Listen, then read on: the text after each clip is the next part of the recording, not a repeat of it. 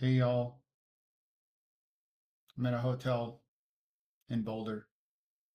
I'm not under duress at all. Okay, so I'm in a hotel. I brought a project. Usually I bring my entire massive amount overpack. I bring soldering iron, I bring tools, I bring like 3 or 4 quad projects I'm working on because I have all these great ideas of what I think I'll be able to get done in a hotel room, and then usually I don't get anything done. So this time I went completely different. I did a back to basics. I actually brought 2 quads, but one's working and one is out of the garage, meaning it's in the fix it garage, and I brought it so I could work on it. And it's this little dude right here. This is my Meteor 75 Pro. Meteor 75 Pro. And it's got a '04 air unit on it. And the problem with it was it shook. The video shook like crazy. At first, the video was just shaking on here, and then it started shaking from the FPV. Like in my goggles, I would see shaking like crazy. And I don't mean like my fingers are shaking. Look at that. They're not shaking very much tonight. That's cool. It would shake really bad, like too bad to fly. So I pulled it in and I look at it. I mean, it was shaking like the motors were like I could see the propellers shaking. Maybe I'll find video for that. Um, but then I had failed to do one of the pre-flight checks that my mentor always did that I still haven't learned, where you look at these screws. It was missing half of them. Literally fell out while it was flying along the way. Brought some Loctite with me, the red Loctite.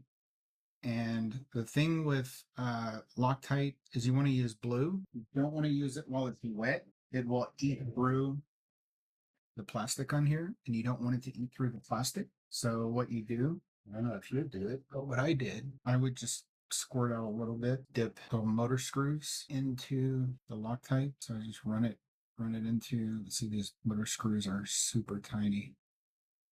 There we go. So that's how small it is. And then you just dip it and then you let it dry. That's the key. You let it dry.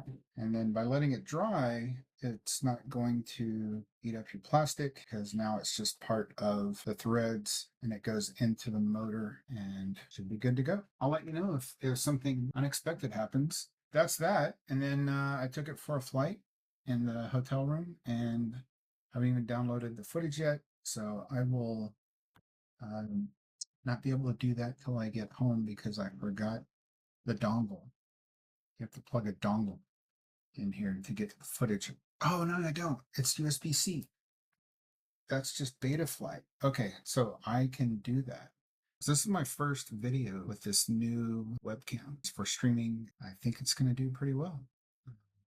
But we'll see. You tell me. So I went back and found some of the footage. I was actually reviewing the footage, and I found where the shaky McShake of the DVR started happening, which means I found the spot where my motor um, screws came out. And you can imagine that most likely it had to do with the crash. And so I was up here practicing my inverted yaw spins. Whoop, nope, don't crash. And I didn't crash there. So I was like, well, that was a failure. Let me go fly around in my front yard, have some fun. And then I turn around and let's see, what do I do next? I think we should try for another inverted. No, let's try a power. Oh, a power fail. That is a power fail, and look at that. I bet you if you look down in the asphalt, there are some motor screws stuck down in between the nuggets of asphalt, because that looks like that's where the shaking started. So if you see this yourself, now you know what to start looking for. And the thing is, I didn't see this because I probably had gyro steady or whatever it's called in DJI, where it doesn't show you, it smooths it out. It's like gyro flow for DJI. I can't think of the word right now, but obviously it's bad, and it just keeps getting worse because once you start having shaking like this, it's going to keep shaking. So There you go. Hopefully that helps someone. Thank you for watching and liking this video. It really helps me out.